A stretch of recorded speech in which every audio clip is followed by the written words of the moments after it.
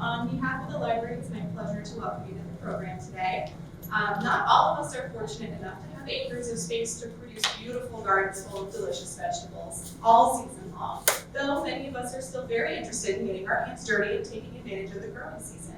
That's why we're excited today to welcome Bethany Bellingham, garden consultant and founder of Happy Belly Gardening, to walk us through some of the best techniques for getting the most out of your garden space, however large or small it may be. Thank you for coming today, Bethany. Thank you. I'm a little, if I seem a little weird, I'm just growing into the mic. Welcome, everybody. Just so I can get an idea, I know I've talked with some of you before we started. I'm wondering how many people in here have gardened before? Everybody. How many people have a small space garden? Okay. Small. If you consider it small. If you would like it to be bigger. Great. So we have everybody with experience, and I like to know that because that way I can kind of tailor what I talk about to, whether people are experienced or less experienced. So I'm here today to talk about maximizing your harvest from a small space garden. Just some bits about me. My specialty is growing a lot in a small space garden. For the past 2 years, I was the top producing community gardener in Lowell. Last year, I grew 180 pounds in a 4-foot by 10-foot plot. So I'm going to share a lot of tips and tricks today. Some of them you may want to use, some of them may not apply to you. It's okay, use what you can. They made me that. They made me a flower crown. Look at that. My favorite crop to grow is tomatoes. So that happens to be a heavy producer, literally. I've worked on organic and sustainable farms and for Mill City Grows in Lowell, but I still killed my first 3 gardens. So if you feel like you are less productive than you'd like to be, take heart. You can get better with practice. And the other thing I want you to know right away is that I don't know it all. I think of gardening as kind of like parenting. A lot of people have certain ideas of how things should be done, and they can all be right, or they can all be right for certain situations. I'm in a community garden, so I see this a lot. We have in Lowell people from all over the world, and a lot of them bring their cultural traditions for how to grow food. And so they might do things that I've never seen a gardener do, or I've had people come up to me and ask, why are you pruning your tomatoes so heavily? Why are you doing that? And a lot of what we do is culturally informed. And if I say something that you feel is not going to work for you, I won't be offended.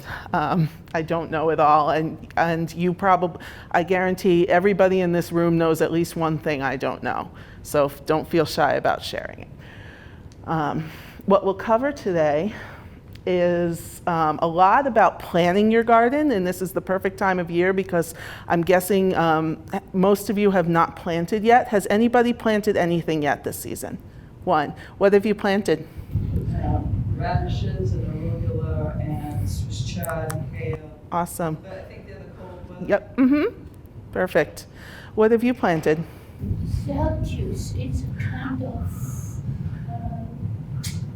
salad.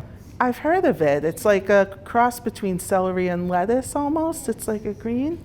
Has anybody else done any planting yet? Potatoes. Potatoes, yes. And? Lettuce, excellent. So some of us have planted. Most of us have not planted all the crops that we will plant. So there's a lot you can do even in just planning where things go and what to plant that will help you maximize what you get out of your garden. So this can be timely for most of us. Even if we've planted a little, we still have yet to plant a lot. We'll talk about choosing our crops wisely. A technique called square foot gardening. Has anybody used that technique before in their gardens? No? Okay. We'll talk about succession planting, using our vertical space, interplanting and underplanting, learning to use what we call secondary crops and ugly produce, and pruning and harvesting. So basically, the way we take care of our plants can help maximize our harvest as well. And also, we can extend the season by using greenhouses, grow lights, cold frames. We'll touch on that a little bit. Most of the techniques I'm going to talk about, though, are ones that you can use even if you don't have a cold frame, don't have a greenhouse, don't have a grow light. So it's there, but it's not the main focus. So first of all, we'll start with choosing crops wisely. And I'll go ahead and explain pictures while I go through as well. This is a picture of the community garden in Lowell. Each gardener has one of these beds. They're 4 feet by 10 feet, and the wood is all nice and new. This was the first year it opened. And that was my plot that year. What kind of wood is it? What kind of wood? I believe it's cedar, I believe. I'm not 100% sure what they use, but it has to be a certain type of treatment. It can't be chemically treated. But I didn't personally build the bed, but I was there for the inaugural season of the garden there.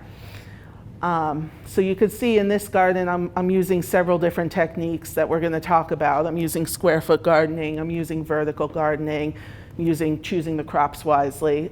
So what I mean by that, choosing your crops wisely, who's grown something from seed before? Okay.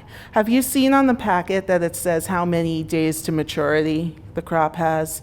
And what that means is the average number of days until you start harvesting. That number can vary based on local conditions. Like right now we have a real cold season. I wouldn't be surprised if certain things are taking longer. But they're just basically averages. It's like when we expect a kid to cut a tooth at 6 months, but some of them cut one at 4 months and some of them go until a year and they don't have a tooth yet. But it gives you a general idea. If you had to tell somebody when it would happen, you'd say, oh, about 6 months. So it's the same thing with our crops. We can look at that number of days to maturity, and then we can use that number in several different ways to get more out of our garden that we want to get. One of it is, let's say we want an extended harvest. So there might be two kinds of gardeners, or maybe there's a spectrum in between, but there are some gardeners who really want to preserve everything and make pickles and make sauce and do a whole lot with abundance. And there are some gardeners who get maybe intimidated by the abundance and don't want to have more than they can use and hate to waste food, but they just want to be able to walk outside and pick something for their salad and be able to do that for as many days as possible. But they don't need a lot at once because they're not going to process and can their food. So if you are one of the gardeners who does not want to process or can, and you want to stretch your harvest for as much as you can, then you would want to vary the varieties of what you plant so you have different numbers of days to maturity. So that means if you're planting 3 cucumber plants, rather than take all 3 from the pack that come from the garden center and they're all the same and planting the same 3, you might want to pick one that has a 55-day to maturity, one that has a 65 days to maturity, and one that has a 75 days to maturity. And that way the first one starts producing, and then the second one waits a little bit before they start producing, and you would stagger your harvest in that way.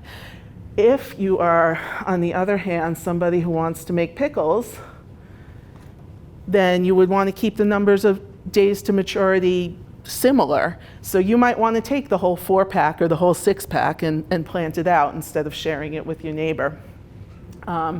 Because you want to get a bunch at once. You don't want to make 2 pickles at a time. You want to make it worth your while. So looking at that date, you could it's not only for the amount, but you can vary it based on how you want to use your harvest as well. As far as choosing crops wisely, if I have a small space, we tend to get more harvest out of fruiting and leafing crops than we do out of root crops. And if you think about it this way, if I plant a carrot, it's going to be in the ground for 50 to 75 days, and then I'm going to pull that carrot, and then it's going to be done. But if I plant a tomato plant, at 50 to 75 days, I'm going to pick a tomato, but then it's going to produce more tomatoes, and it's going to be there until the end of the season. So same thing with eggplant and peppers And then certain leafy crops, you can keep harvesting all season from the same plant. So as much as possible, if you have a small space, planting things that give you more than one harvest is going to use your space and, you know, in a more efficient way. That said, sometimes we want to plant our carrots, right? I mean, my kid loves to yank carrots. So what you might do then is, if I gotta plant a root vegetable, a beet or a carrot, I might say, well, I'm gonna pick the one with the shortest number of days to maturity. So I plant the baby carrot variety called Little Fingers. It comes up very sweet. It's 55 days, which is, you know, full, you know, 3 weeks earlier than most carrot varieties. Which does two things. It decreases the likelihood that my son's gonna yank it before it ripens fully. And it also means that it's going to be out of there a full 3 weeks earlier, and that means I can plant something else in its spot, so I could, you know, get more than one crop from the same growing space in the year. The other thing you might want to look at when you're choosing your crops, either from the seed catalog or from the garden centers, is container-friendly varieties. So even if you're not growing in a container, if you're growing in a small space, container-friendly varieties are likely going to be your friend too, because the plants don't take up as much room, they do well with less root space, they don't get big and crazy. So you can get more plants into a small area. And then, of course, any variety that's billed as this is a high-yielding variety. If space is at a premium, this is what you want. You could also look for things like disease-resistant varieties. Obviously, if you lose your plants to disease, that tanks your harvest down a little bit, but we all lose some. Any questions about choosing varieties? No? Okay. So I'm going to talk about square foot gardening, and you could see a picture. This is that same garden we saw a few weeks prior to the other picture. And square foot gardening is a technique that was first coined by Mel Bartholomew, and it involves literally dividing your garden into squares, and into square feet, and then using those square feet to show you how to space out your plants. And it's not for big farms, it's specifically to help home gardeners get more out of their gardens. Because if we plant in rows, like on a big farm, we have plenty of room to get a tractor through or some tools through, but we actually don't need all that space between rows for growing purposes. That's mainly for working purposes. So growing intensively, getting as many plants as you can in a small space is a great way to up your harvest, and square foot gardening is one technique for doing that, and it's very accessible to most people. It's estimated to use about 10% of the water compared to single row gardening too, so it's very environmentally friendly. At Mill City Grows, we adapted it by using the spacing techniques, but we don't use Mel Bartholomew's more specific method of, which he uses some more expensive materials. You'll see in this picture, I used wooden slats to divide it into square feet. That was my first time doing it. I don't recommend that way. It's more expensive, it's not as durable. What we ended up doing every year afterwards is just putting nails in the bed and then tying twine across to make a grid. And that is easier to work with, and it's cheaper. You have to replace it every year, but that's fine. And you can fill every square. You don't need to allow for those rows between the plants.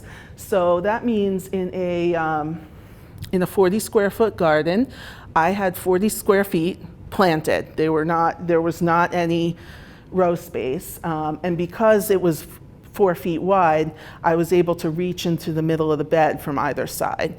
You would not want to fill every square if you have an 8-foot wide garden. You couldn't get into your crops. You want to allow for some pathways then. But what it involves is there's actually, there are charts you can use. I'm going to show you one on the next slide. You can find them on Pinterest. You could Google square foot gardening planting charts. And that tells you how many of each type of plant go in each square. So some squares you would only plant, or some types of plants you would only plant 1 per square foot, but some plants can be close enough together you can fit up to 16 in a square foot in, say 4 rows of 4. So you don't need to memorize the numbers. There is a formula for how he devised it, but most of us don't really need to know this. They just, I look at a chart if I don't remember, but once you do it a few times, you tend to remember. So this is that type of chart, and you'll see in the category for 1 plant per square foot, you can put 1 broccoli plant or a cabbage plant or a cauliflower or an eggplant.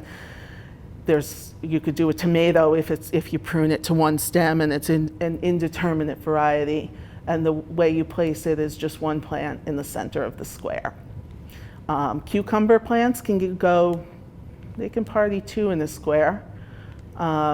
And carrots and radishes and scallions, you can get 16 in 4 rows of 4, for example. So by filling up every single square, you can get a lot more in than most people are willing to try planting. And also the nice thing is, let's say I harvested my 16 radishes out of there, but I have months left of growing season. All you have to do is throw some compost into that square and plant something else. It's very easy to visualize, all right, here's what I have room for something else to go in. There are some plants that are larger, and I don't think I put them on here, but plants like zucchini, you would need 1 plant in the middle of 4 squares, for example. Everybody's grown zucchini before. It's a giant.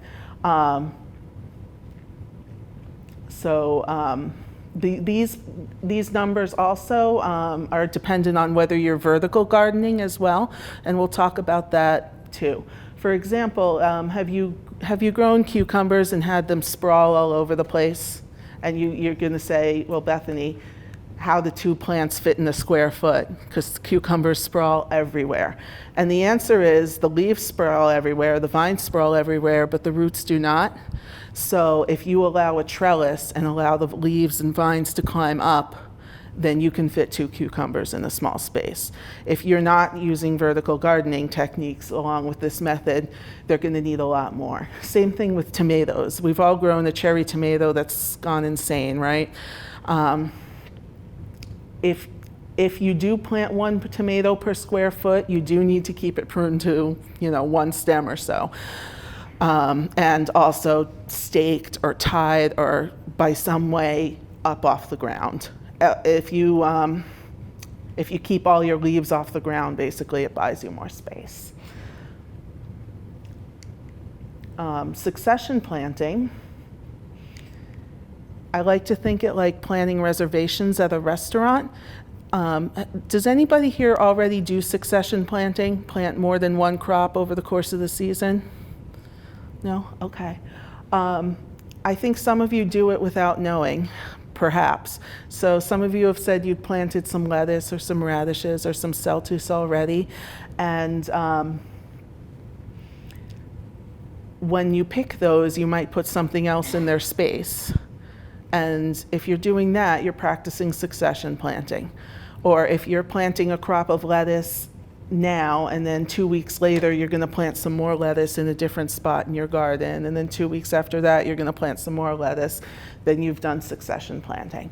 So obviously, using all our space is one thing, but using all our space for the full growing season, so we can use all our space and our time, and that multiplies our yields even more.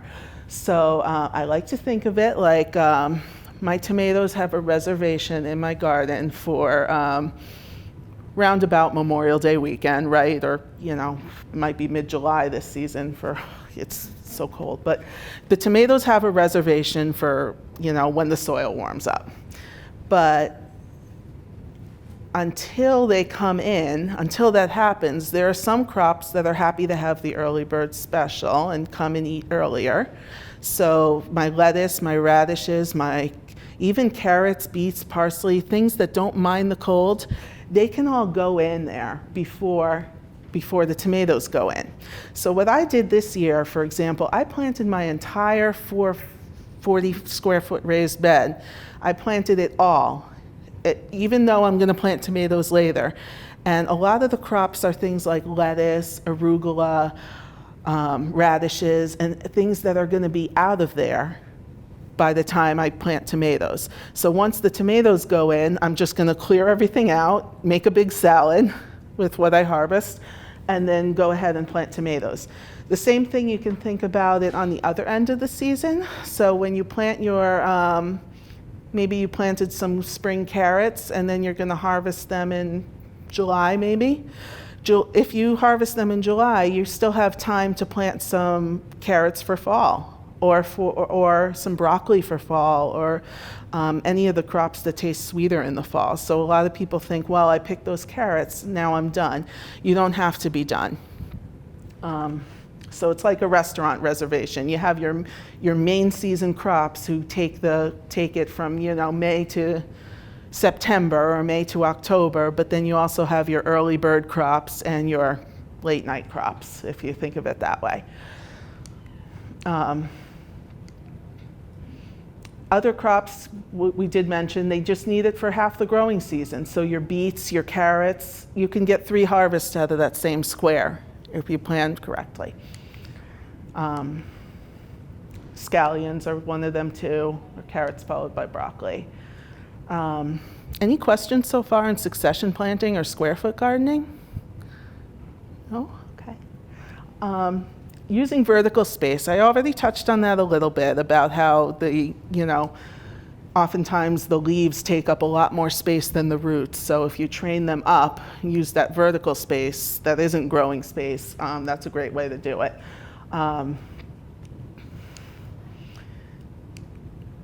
So anything like that climbs, your peas, your pole beans, cucumbers, squashes, indeterminate tomatoes, you can train up onto a trellis or onto a stake.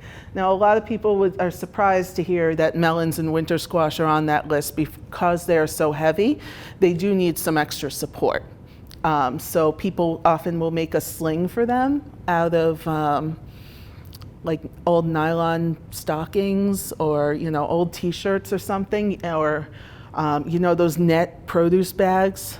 You can put that around it and tie it to the frame, just something to hold the weight so it's not putting all that weight on the vine. So when you think like that, a lot of crops are actually fair game because you can support their weight. We talked about already the roots taking up less space. I know the tomatoes, these ones were already trained up, but then they kind of fall over and back down again. You can do that. At some point, though, your crops may get taller than you want them to get, and you say, I'm not getting up on the ladder of this. I'm afraid of heights. I'm not going to do it. You can actually prune. You can just lop off the top and stop it from growing up when you're ready. So once the tomatoes get so I can't reach them anymore, you just cut, and then they'll start growing out rather than up. You can basically use anything that will take the weight of what you're doing. I know sometimes I keep talking about tomatoes. They're like the persnickety ones who break through their cages and everything like that. So the stronger, the better. Anything free is usually good, but if you need something more sturdy to tie up a lot of tomatoes, I've used, I don't know what they're called, but it's like the signposts that you see the stop signs and the street signs on. We've hammered them onto the sides of our bed, and then I use string in between them, and they take a lot of weight, and they've been very sturdy for several years. So if you're looking for something sturdier and you've kind of broken through what you have, that would be my suggestion. And the other thing you want to keep in mind is obviously these crops that are being grown vertically are going to create some shade. So you do want to make sure to keep them on the north side of your bed if you can. Or if you're going to use the shade to your advantage, you can put them on another side, but then you'd want to have them shading crops that appreciate the shade, like lettuce in the summertime. So it depends on your goals really, but most of us like to grow a lot of things that like a lot of sun. So if you're unsure of what to do, putting them on the north side is always your best bet.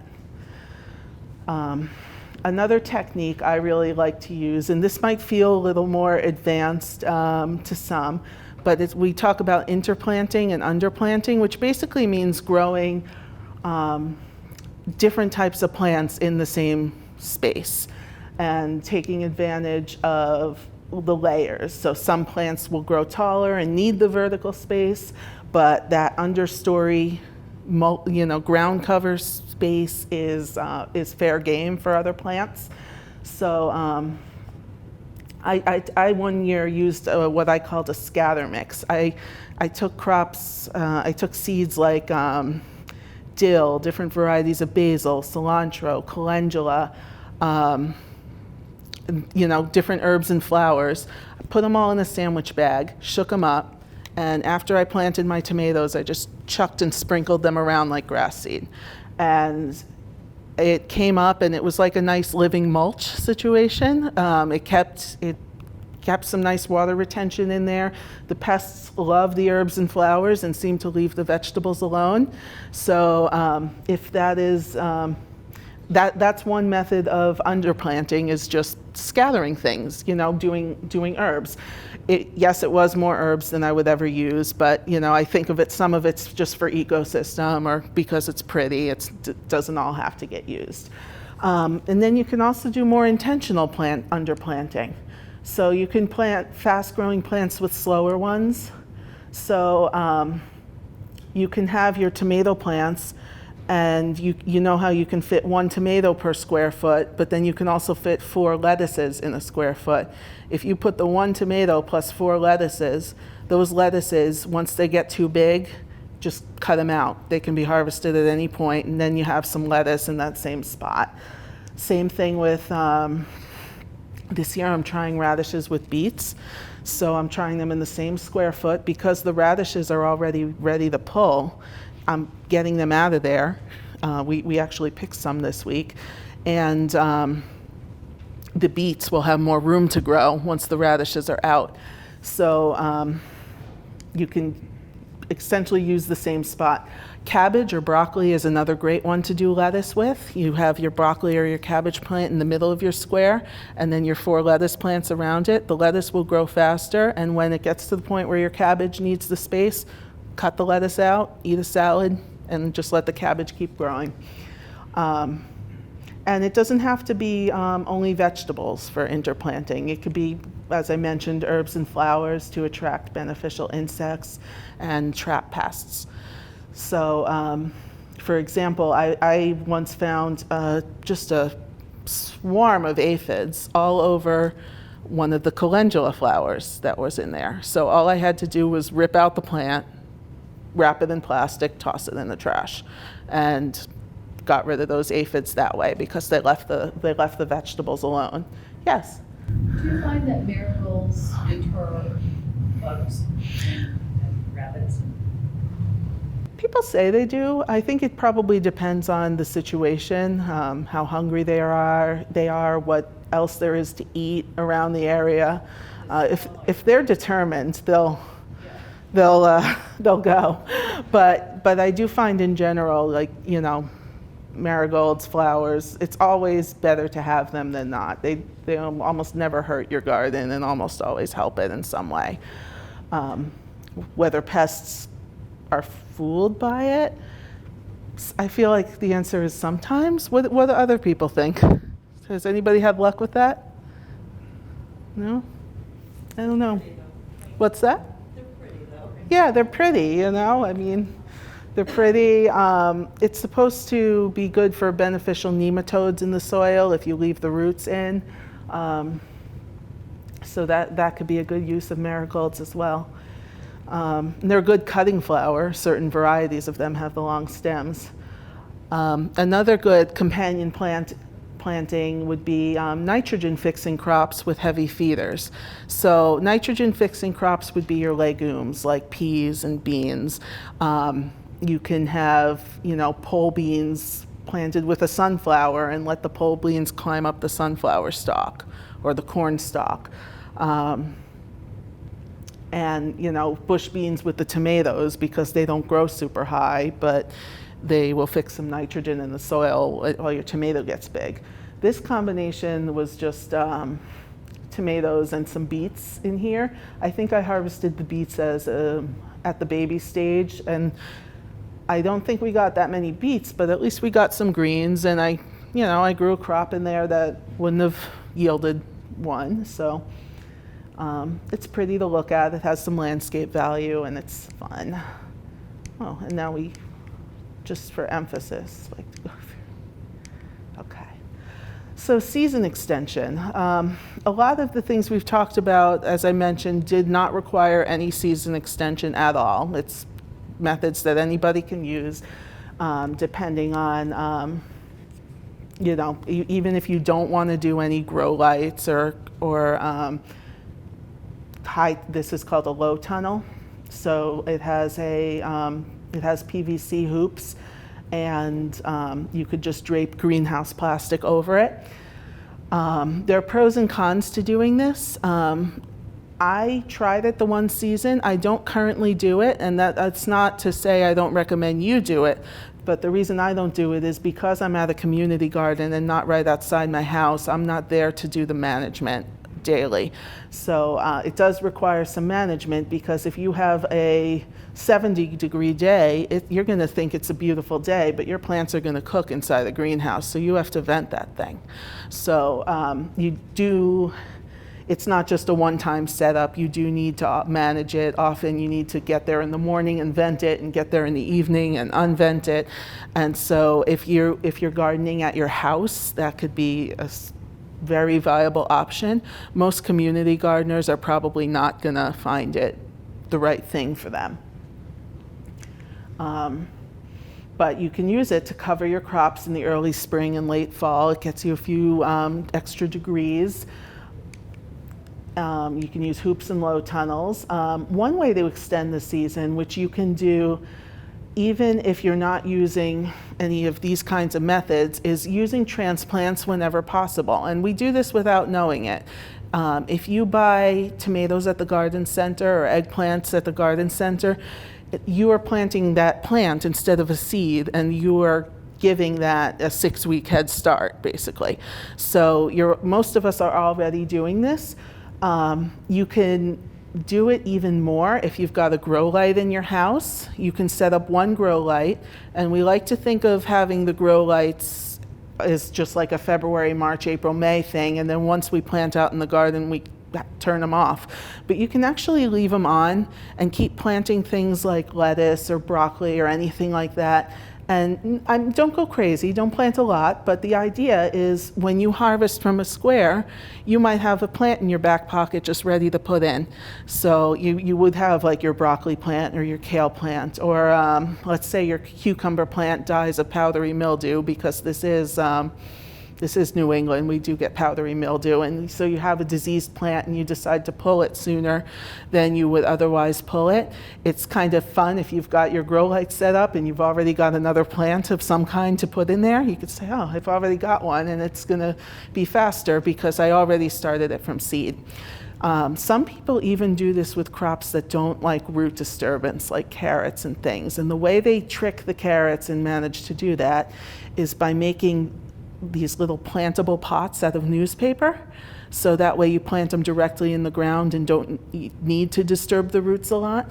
So some people might know, all right, as soon as that cucumber gets out, I'm gonna plant carrots, and I'm gonna plant the carrots that are already started, and then buy myself 2 or 3 weeks lead time in that way. So if you're willing to use your grow light all season, you can strategically have plants ready for succession planting.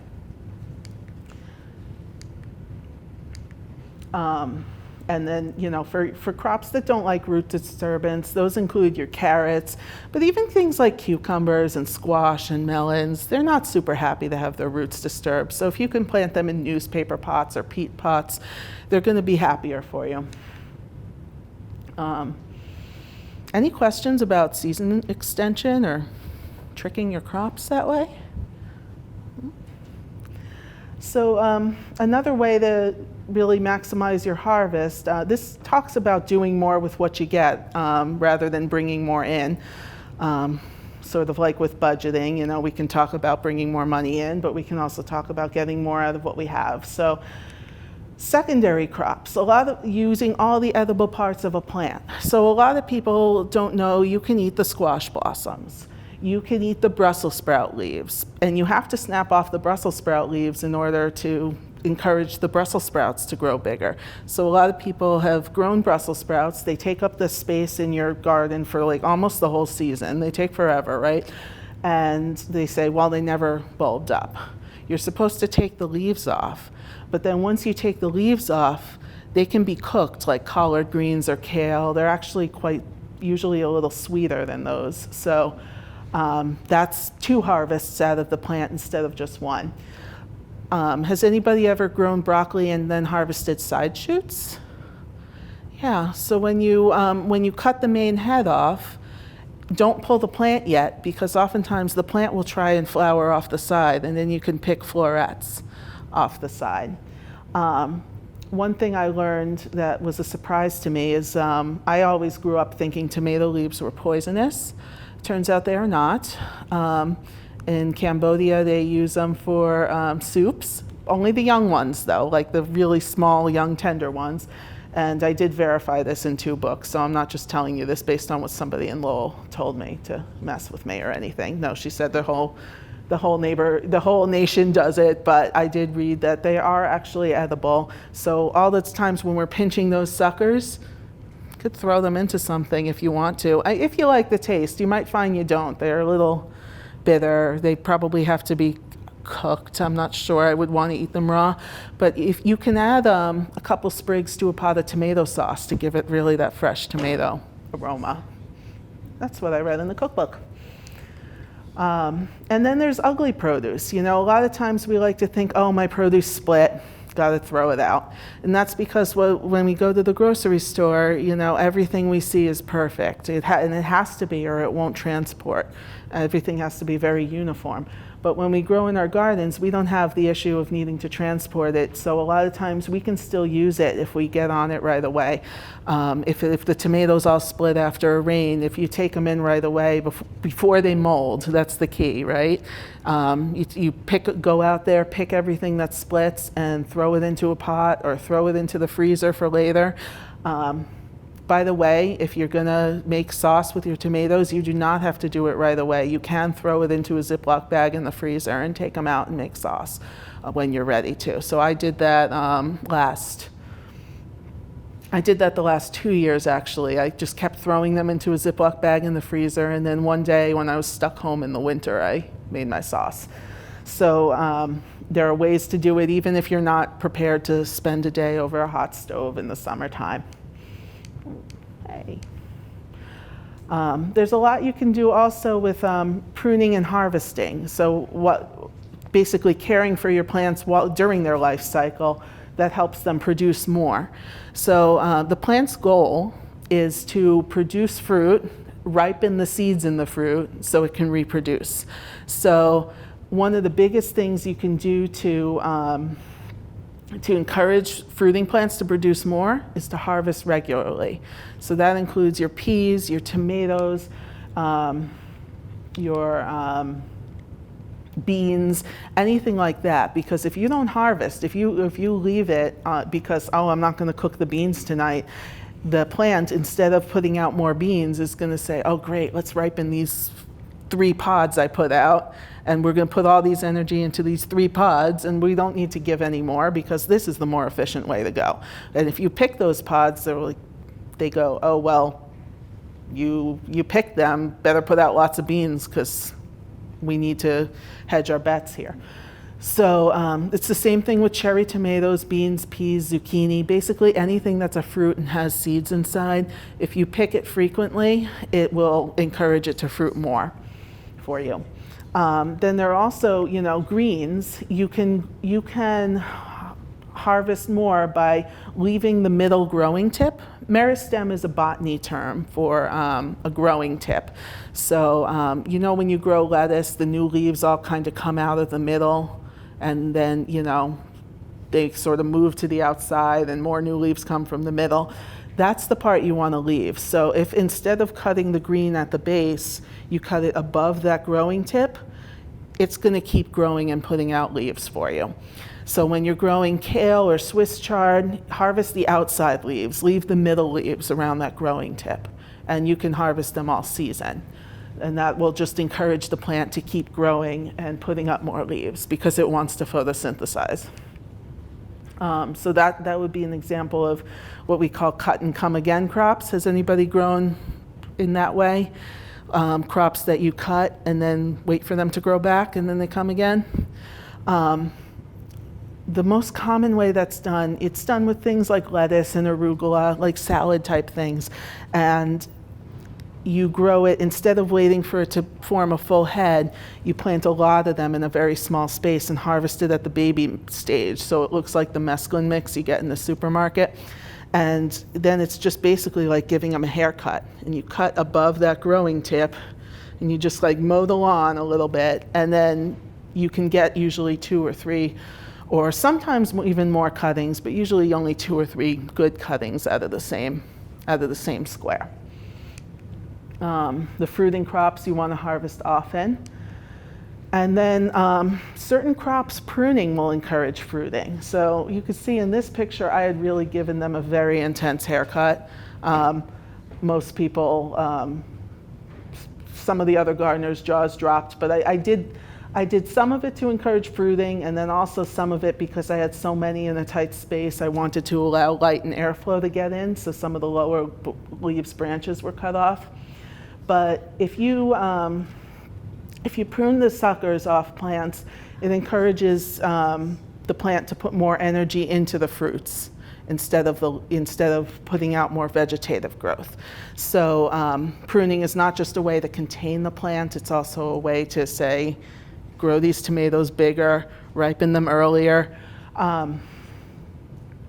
Sometimes you do want to prune not just the suckers, but any branches that might look diseased or be touching the ground or just otherwise impeding light or airflow. Tomatoes are sturdy plants. You can cut the heck out of them and they will still grow and produce.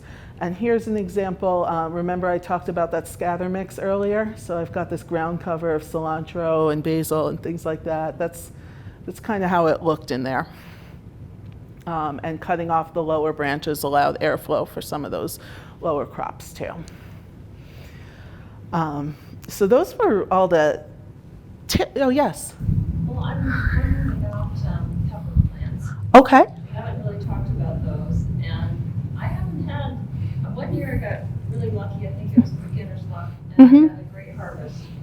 But I don't really understand how you're supposed to prune. People have said to me, oh, you're not pruning enough because I'm not getting that many plants. And the other thing is, I want them to turn red. Like, I'm looking to have red peppers. So you can't, like, pick them to encourage more. Right. You want them to ripen. And it's bell peppers, right, that you're referring to? I mean, I don't mind having some green. Right. I really like the red peppers. So speaking as somebody who's worked on a farm, you usually don't get very many bell peppers per plant. It's not, so it's not you. Hot peppers, if you've ever seen people grow jalapenos or hot peppers, you get tons in one plant. But the bell peppers are not the same. So if you're looking at and comparing, it's not really a comparison. A lot of times people have better luck with some of the Italian sweet peppers. So they're not the bell shape, they're more like the bull's horn shape. And they could turn red or orange or yellow. Different varieties include Carmen or Jimmy Nardello, and they're sweet, they're not hot, but people do tend to have better luck with them in this region. Well, I've heard people say, so I've never grown peppers from seed, only tomatoes.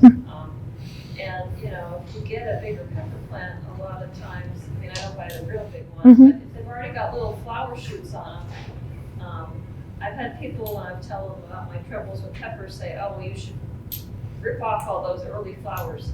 Some people do say to rip off the early flowers. I'm like, oh my God, I don't think it scares me. No, it's scary, like, because we don't want to hurt our plants, right? I would say that's good advice because when you transplant, when you first transplant, you don't want the plant to put energy into fruiting right away. You want to put energy into really developing a good, strong root system so that it could support the later fruits. So usually the plant's not going to focus on all of it at once. It's going to, you know, its goal is fruit. So if it's got flowers, and it's just going to say, let's fruit, we got them. But you could, if you prune them off. I do think, you know, I am targeting Memorial Day weekend. Mhm. These pepper plants I've already bought, and some of them have flowers on them. Pinch them. Definitely pinch them now because it's too cold. It's just too cold right now. I would pinch them. Some people, a person at another library presentation actually gave this tip, and I'm prefacing it by saying I have not tried it myself, but they said that, you know, the little match heads, you know, when you're lighting matches, it has sulfur in it. Some people have said bury those in the ground with your pepper plants and the sulfur helps them grow. I have not tried it, but that's a tip I heard this season, and since you asked about peppers. Yes? I don't know if you do other plants or just Yeah. peppers. No, I've got tomatoes. But in companion, I'm just beginning to explore companion planting. And I don't remember exactly which plant it, what goes together, because I have a chart. Right, of course. Who memorizes, I yeah. do know green peppers was something that I shouldn't have been planting with something else. Oh, And I don't know if that could possibly be a factor. sure. It certainly could be a factor. Find a companion chart online or something? Yeah, yeah, you can usually find a lot of them. Some of the things you find are pretty consistent. Some will say things that the other one contradicts, but you try and look for the one. It's like finding health information online, right? You see, you know. Going from the farm. Right. How reliable that is, but. But if it's working for you, it's less dangerous than playing with your health, right? It's just plants. Yes. I would think when you're planting plants fairly close together, Mhm. there would be more disease and mold and fungus stuff. Mhm. Your pictures look all perfect. Oh. Do you do something to prevent? If it's raining a lot, I've done copper sprays if I start to see certain blights. Another thing which I should bring up since you mentioned pinching flowers. One thing, this is going to seem really counterintuitive because if you want to get a big harvest, you might think you should always leave plants, but I would say do not be afraid to euthanize a plant. You know, do not be afraid to kill it. So I've had this one variety of tomatoes last year that just, I don't know if it was in the seed or whatever, but it just looked diseased before everything else did. And so I pruned the diseased leaves, and then I kept more disease. I kept pruning them. Finally, I yanked the plant because, you know, it didn't seem like anything I was doing for it was going to help it. And the tomatoes on that one were not that great. And but in order to manage disease when you're planting close together, pruning is really helpful because you want to allow light and airflow as much as possible. A lot of these diseases that are fungal will thrive in a dark, dank, moist environment. So any pruning or airflow you can do, it's probably even better to over prune rather than under prune in that area.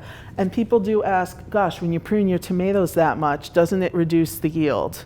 And the answer is yes, it does reduce the yield per plant, but you can get more plants in your space, so it increases your overall yield, even though the yield per plant has gone down. Does that make sense? Yeah. Yes? I have a potted lemon plant. Mm-hmm. It's like a bush size. Yeah. And it has beautiful leaves. I get flowers, and then the little lemons will start to come out, and then they all drop off. Right. It could be, and I'm not sure about lemons specifically, just because that's not a this climate kind of crop. It's, but some people do have success with lemons. It could be a nutrient issue. So perhaps testing your soil and seeing what citrus needs as opposed to, your other potted house plants might need could help. And I didn't talk about it in this presentation, but sometimes people ask about soil testing, so I wanted to bring it up. If you want to get your soil tested, there is a form on the UMass Amherst website, and the form includes all these instructions for how to take your soil sample, where to dig, how deep to dig, how to dry it out so you're not sending them a bag of mud. And it has a form. And the nice thing is it's probably like $15 or $20 to get your soil tested, but it comes back. It doesn't just come back with here's what's in it, but it says here's what's in it, and based on the fact that you said you wanted to grow vegetables, here's what we recommend adding to it. So you're not spending a lot of money on fertilizers that you don't need. You're targeting a deficiency. It's, like if your health was pretty good, you'd probably take a multivitamin and call it a day. But if you were having symptoms, you would have your doctor test your blood and you would get the specific vitamins you needed, that sort of thing. Yes? Do you know if it makes any difference if you're organically gardening in the soil test when they give recommendations? Would you specify that? I believe you do. The form is pretty specific. They have codes for what you were trying to grow, whether you're trying to grow vegetables or grapes or roses or berries or fruit trees. And also I believe they have codes for whether you are trying to grow organically or in, all-encompassing way. So so they do give recommendations that can work with, whatever your growing style is. I know most of us are home gardeners. We're not looking to, even if we're not growing 100% organically, we're not looking to use a lot of chemical inputs. We're looking to minimize that as much as we can. So, because it's our house, we don't want to be doing that. Any other questions about soil tests? Yes. Oh, actually, I have a mulch question. Okay. So my husband has a little 10 by 10 garden. Mm-hmm. Weeding, I always say a weed, I never quite get there. To keep the weeds back, hay versus newspaper versus things, any advice? Yours is a small one. Right. I'll try the herbs and flower seeds. Mm-hmm. To keep the weeds back. Even cardboard or several layers of newspaper, and then water it in well so that way it stays down, and then cover it with whatever mulch you use, and that will serve as like a biodegradable weed barrier there. I don't get in the vegetables, the newspaper. As long as it's black and white, it's found to be not toxic, and they use it in organic growing all the time. You don't want to use glossy magazines or anything like that. Other questions? Yes. I'm building a raised bed for the first time this year. What kind of soil should I? Okay, so most of the garden soil that you get for raised beds tends to be a mix of loam and compost. Do you live in Chelmsford? Mahoney's probably delivers to your house if you're looking for like a big amount and don't just want to go buy a ton of bags. But oftentimes your garden centers or even your Home Depot will say, this bag of soil is for raised beds, and that's fine too. I tend to think Mahoney's is like the garden experts around here. So and I don't work for them. I just like them, but. You don't necessarily need potting mix. That's going to be more expensive, right? Because you're not growing in a container. But you don't want to just take dirt from your yard either, unless, it's great dirt, Does that help? Yeah, okay. Yes. It was talking specifically about a raised bed. Mm-hmm. Okay, I don't do raised beds. Right. So is there different information than there needs to be? No, you can use a lot of this information growing directly in the ground. You can set up beds, you can use the square foot spacing, all of it. I wanted to share some resources with you guys too, in case you want to learn more about any of the techniques we talked about. One of them is the book, All New Square Foot Gardening by Mel Bartholomew. This is the resource for you, especially if you're new to setting up a raised bed. It has great instructions. He has a specific soil mix prescription in there. He calls it Mel's Mix. He says, you know, 1 part this component, 1 part that component, 1 part another. You don't have to use it.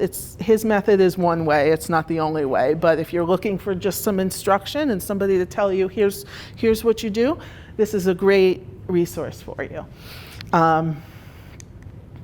This book is a great one for if you want to be using your garden to grow things that you can't buy in the store.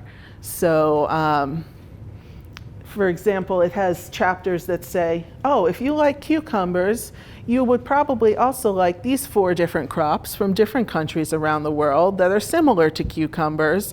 And, you know, these are the properties of them, and here's how they grow. Same thing with spinach. If you like spinach, you might also like this green tatsoi that happens to be heat tolerant, in fact, and so you can grow it all summer long. So this is a great one for branching out a little bit. It gives you some ideas. Also by the same author, The Year-Round Vegetable Gardener. This book is great for if you want to learn more advanced techniques like growing in cold frames or extending your season so you can harvest, you know, carrots from under the snow and all that. And, you know, again, I've shared why I don't do it, but a lot of people with their home gardens do want to explore that. So this is an excellent resource for season extension.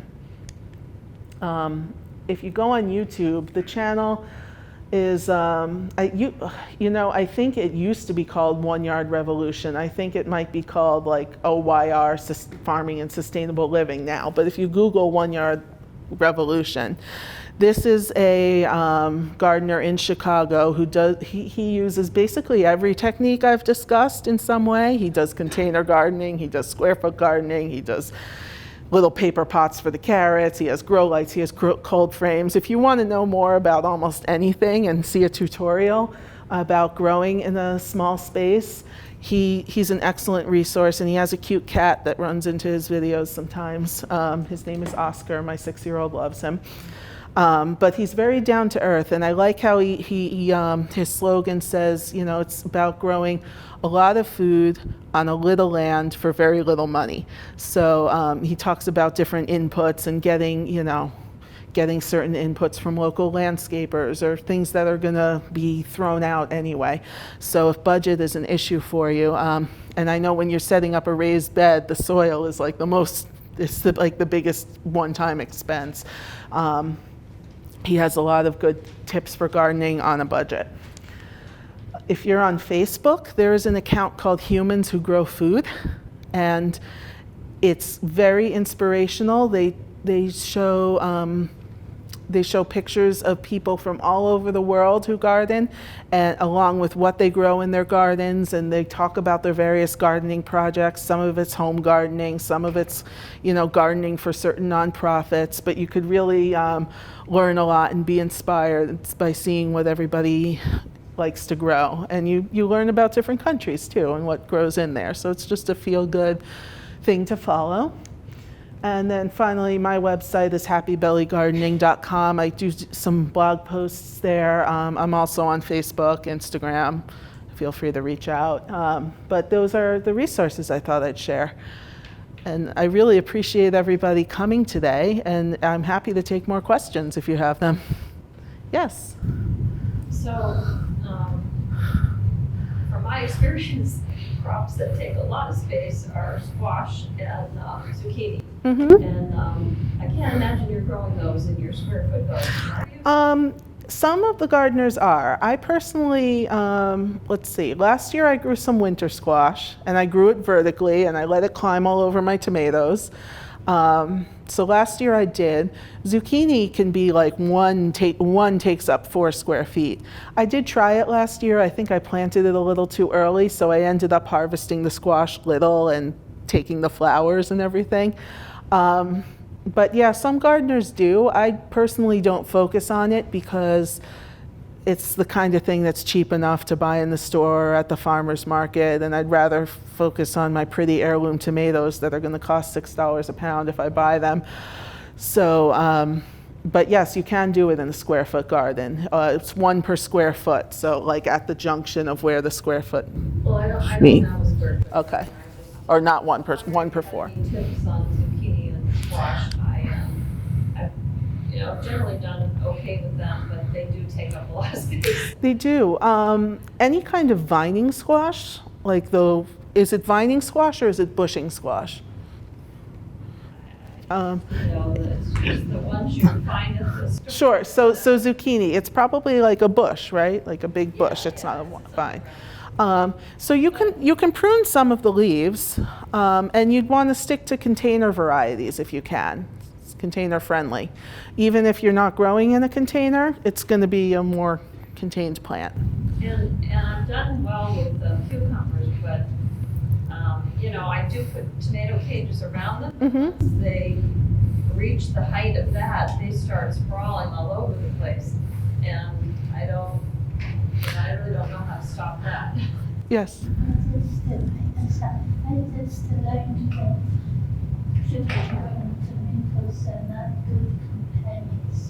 Right, I don't have them next to each other. No. Right. I have a very long space. Right. So Opposite ends. you can string them up. I've seen techniques. I don't remember the name of it, but I saw on YouTube this gardener using a technique that's common in some Asian country, and they have like a length of rebar going across the top and then string dangling down, and they tie the string down and then they just trellis it in that way. If anything's growing too big for you, if your cucumbers are growing too big and you're willing to just stop the growth, you could just lop off that growing tip on the vine and it will stop growing in that direction.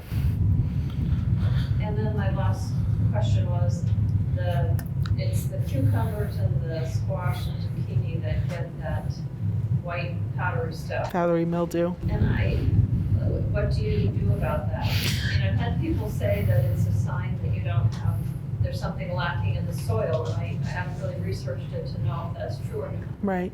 I mean, it could be, and I don't know specifics about whether it's lacking something in the soil, but I don't doubt that certain deficiencies might make plants more susceptible to it. But the fact of the matter is we tend to get a lot of powdery mildew in this area anyway. I'm sure you'll find most of us have had it. You can sometimes stave it off. There are some sprays you can use, even if you're gardening organically. Copper spray can kind of, you could sort of prevent it for a little bit, but certain varieties are just more prone to it. So I used to try and grow beautiful different heirloom varieties of cucumbers, never had any luck, and finally I just said, I'm only going to grow the ones that say they're powdery mildew resistant, and then they were fine. So if we're trying to grow more or less organically, I think growing disease-resistant varieties can be a great way to, reduce our need for inputs because they're less possessed. Some of the tomato plants, they'll say on the tag certain resistance. I guess I haven't seen that on the cucumber. Right.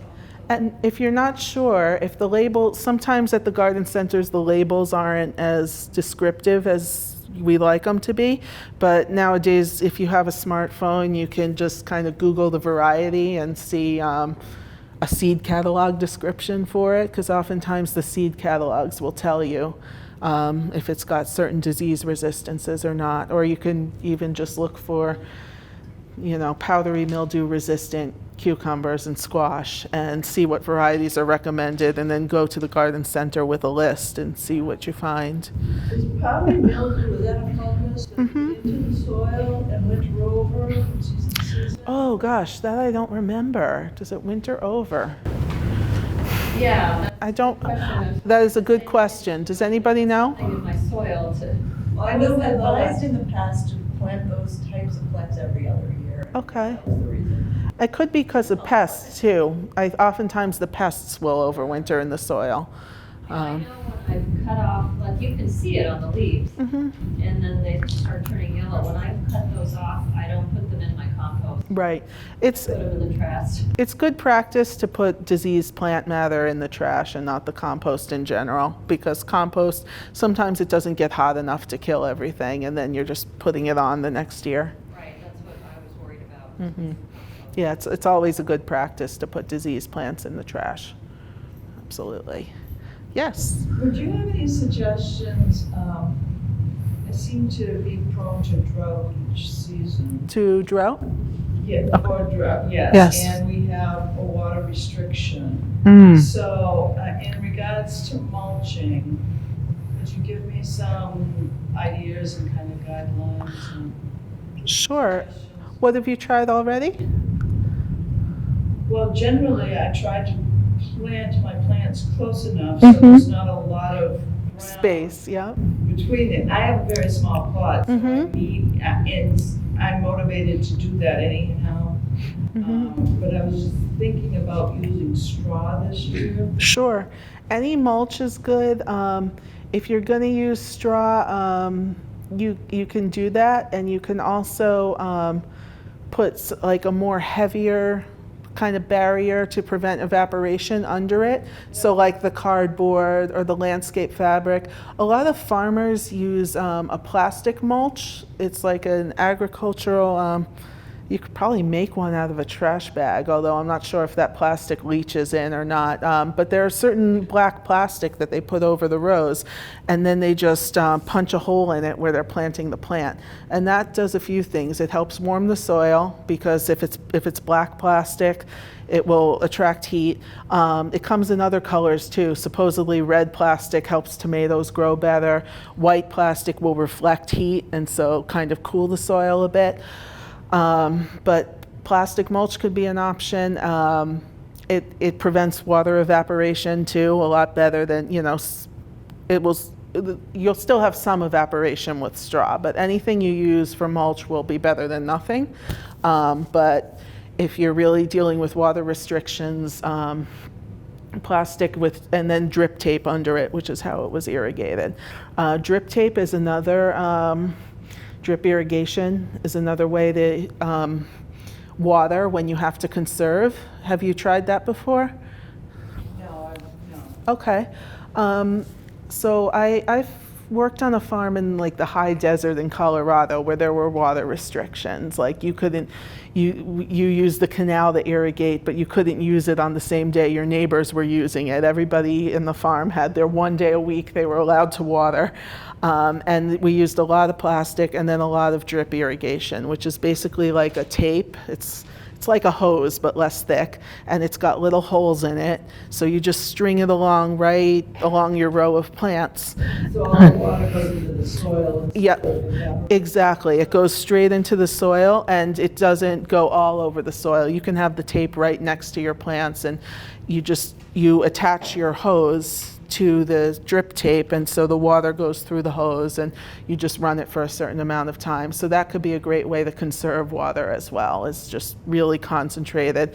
I've seen people make self-watering things like out of soda bottles. Has anybody seen these where they punch, you could probably find a guide on Pinterest or YouTube, but they punch holes into like a soda bottle or a water bottle, and then they bury it except for the top, and then they just pour water into it, and then it comes out the holes into the soil. I'm not sure if I'm describing it right, but you can make these like sort of self-watering gadgets that, Concentrated on where you need it. Exactly. Yes. The presentation that I had attended here last year about hay as mulch said that we should use salt marsh hay and not regular hay, because often the regular hay has seeds in it, so Right. people seed your garden with hay. Right, yep. I think there's straw and there's hay, and then there's salt marsh hay, but you want to use the one that doesn't have seeds in it. And straw does not have the seeds. Okay. Yeah. Yes, excellent. Any other questions? Yes. I see it started few different varieties of tomatoes. They're like growing nice, and the front part of the leaves It's like nice and green. The back part is more like purplish than green. Is there like a problem? No, no. What variety are you growing? Do you know? I have cherry tomatoes. Okay. Then I have, I think that's a normal color variation. Mine have that too. Yeah. Would the drip irrigation help in the prevention of the powdery mildew? Anything that keeps water off the leaves will. And then sometimes it's not within our control. If we have a really rainy or really humid season, you know, we're just delaying the inevitable, right? But drip irrigation, absolutely. Anything that gets you not to put water on the leaves will definitely delay powdery mildew, blight, anything like that. Anything else? Yes. That's what it comes back to your pepper. Something I didn't know what my mom had told me out there, because I was having problems always getting too many peppers to grow. Right. You gotta put them close together, so when they're fully grown, the leaves are actually touching stuff. And once I did that, I started getting peppers. A lot of peppers. So it's something with, they have to be close enough to be able to pollinate and stuff. Yeah. So, and I don't know if it's other varieties Could be, yeah. like that, but the peppers, I know. Yeah. That could be if it's a pollination issue. Absolutely. Yeah. Yeah. Yeah, absolutely. Do you have bees? I do. Nice. And, you know, if I go out in the morning to water, I see the bees, like I sometimes feel like, well, maybe I shouldn't water because I don't want to scare them away.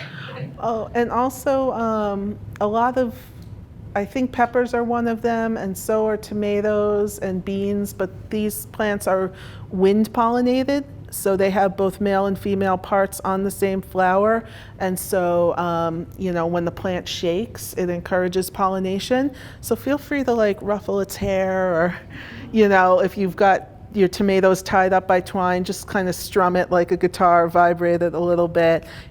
People even go out and like do it with an electric toothbrush on the flowers or something, but because that mimics the bee's motion, you know, the vibrating the flower. So don't be afraid to like show it some love.